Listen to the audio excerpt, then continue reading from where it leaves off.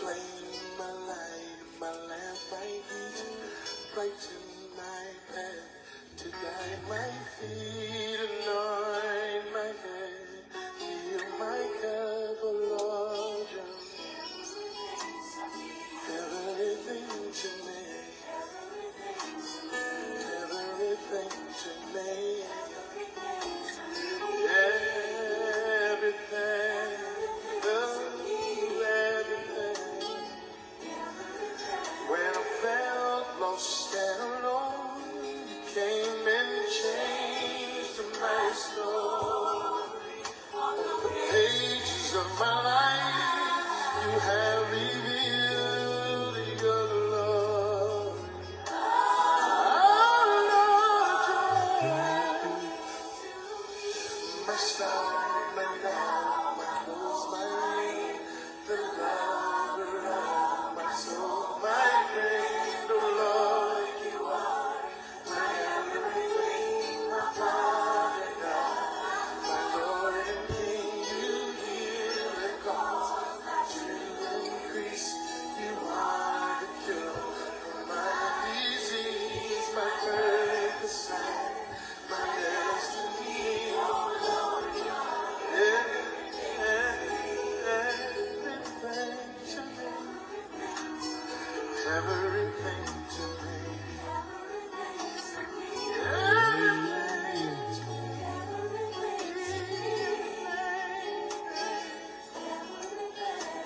Felt lost and alone, you came and changed my story. On the pages of my life, revealed your glory.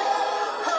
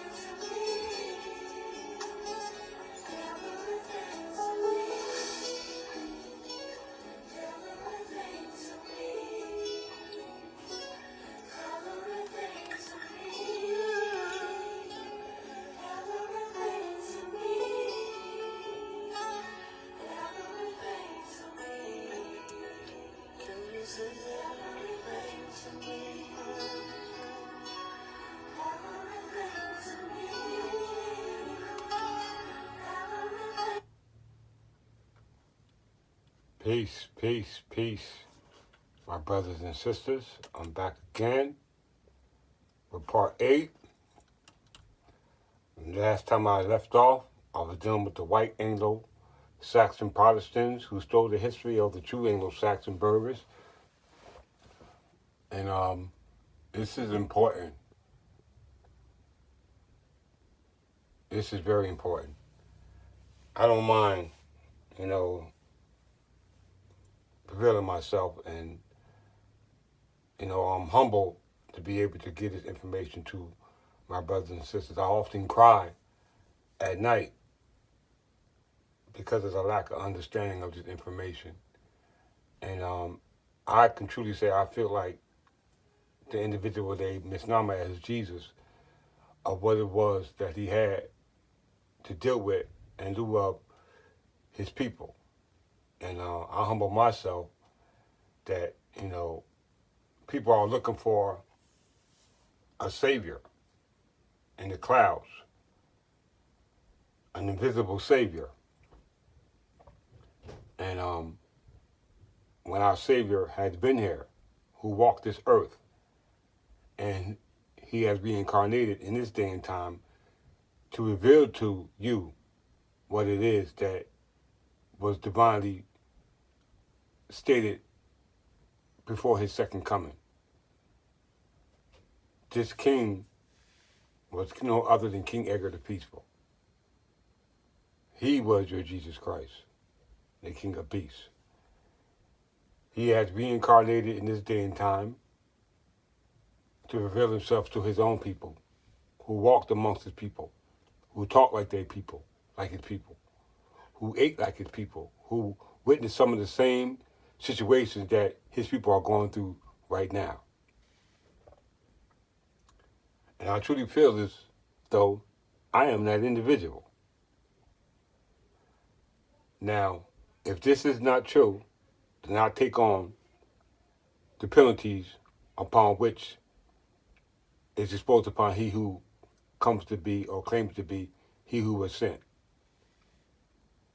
But I take on this burden because it's every man's burden to take upon the ability to free his people from the tyranny that they're subject to. I left off in my last lesson that was done today in regards to how we got into the situation, in regards to us abandoning the true church for an invisible church. We have abandoned our rights that are protected by the church that was created by our ancestors, known as the Anglo Saxon Berbers, who established the Anglo Saxon Church, which is called the Church of England. And now the identity of who we were as the people in those ancient days and time up to now has been overtaken by a people known as Europeans, identifying themselves as what we call now white Anglo-Saxon Protestants, which are really British and French descent, and every other descent that claims to be the ones who created the story for all of humanity. As I said again, we left off with white Anglo-Saxon Protestant, and we said that there were a social group of white Protestants in the United States. So they're not talking about anywhere else in the world but what we call the United States, which is what we call America. And it says that these white Anglo-Saxon Protestants are of British descent. Let's blow this up so you brothers and sisters can see it.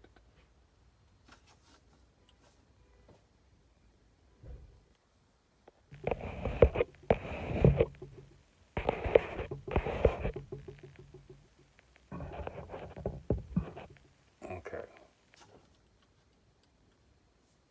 So they say that white Anglo-Saxon Protestants are a social group of white Protestants in the United States, often of British descent. That takes you back to King George I in 1714, when the Kingdom of England passed over the authority by way of force to that of King George. Now, Thomas Jefferson, if you read what they call Ratification Day, we're going to get into that real quick. He knew what was up. He knew that they were lying in lieu of creating the so-called democracy. Okay, but before we go there, let's deal with the Protestants. All right? Let's click that.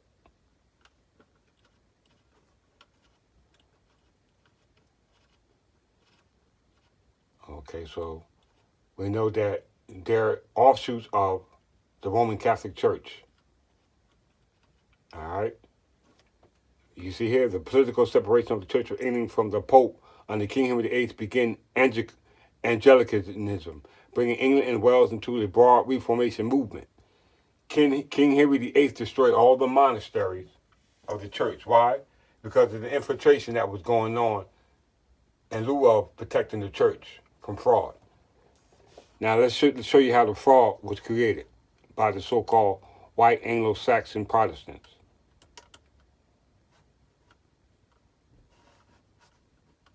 This is going to be a short video too.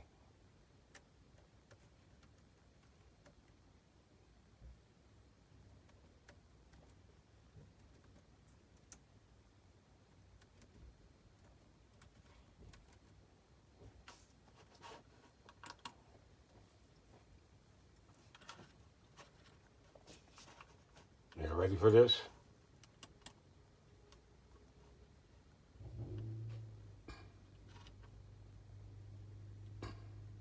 Here we go. Church Invisible.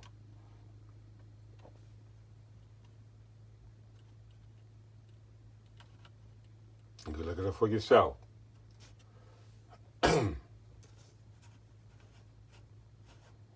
The invisible church or church invisible is a theological concept of an invisible Christian church of the elect who are known only to God, in contrast to the visible church. Did you hear that? So there is a so-called invisible church and a visible church. That is the institutional body on earth which preaches the gospel of and ministers in sacraments.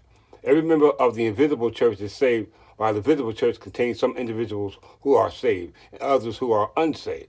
Okay?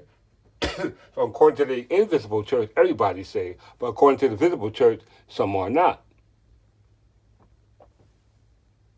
There's a reason for that. They say in the visible church, you can just be forgiven. Just say a couple of Hail Marys and you'll be all right. Nah, it don't work that way. All right? It does not work that way. All right, let's go here, where it's most important. The concept was insisted upon during the Protestant Reformation as a way of distinguishing between the visible Roman Catholic Church, which is according to the Reformers was corrupt, and those within it who truly believe, as well as the true believers within their own denominations. Okay? But as we said, according to the white Anglo-Saxon Protestants, this only made reference to them. All right? Only reference to them. And nobody else. This is why they established a visible church, invisible church for them. They created a whole concept, whereas though the visible church was based off a history that was recorded and documented. All right? Let's look at this.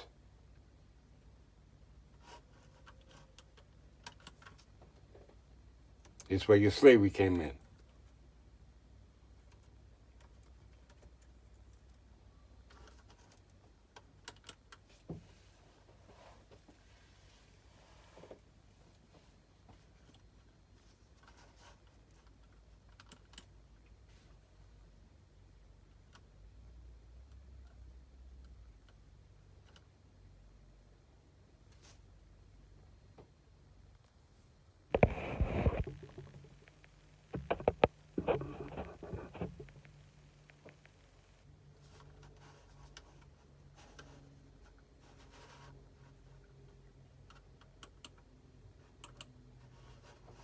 Give me 1 second.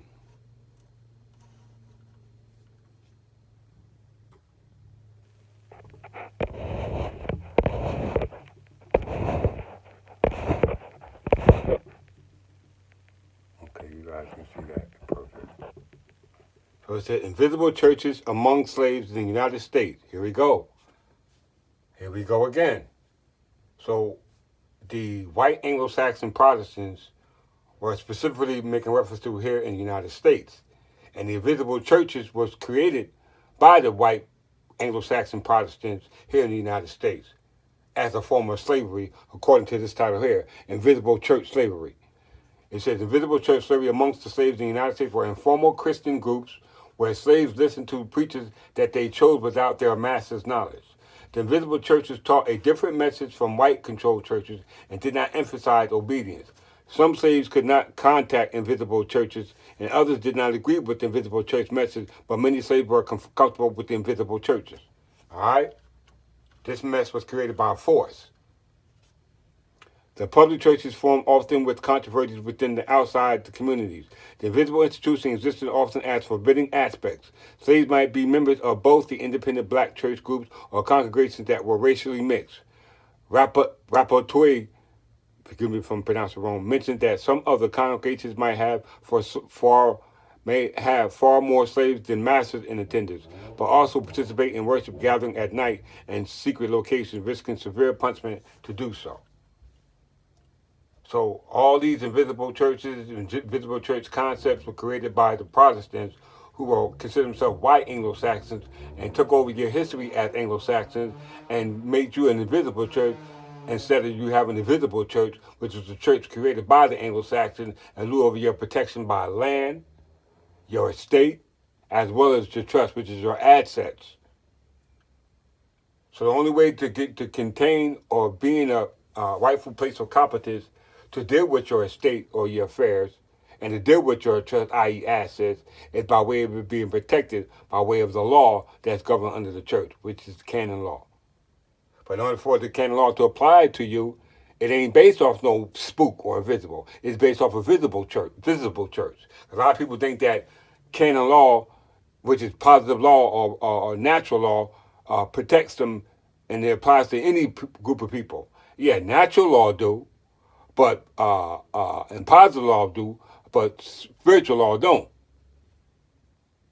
Because spiritual law was recorded by way of the church. The concept of spiritual law was created by way of the church. So I leave you with that mind-blowing message right here, that the true church is the Eastern Orthodox Church, which is the true church that was established by the Kingdom of England under the House of Plantagenet, under King Godfrey, the Viscount of Anjou, the 5th Viscount of Anjou, which protected the house or the kingdom of Jerusalem. And with that I say, peace.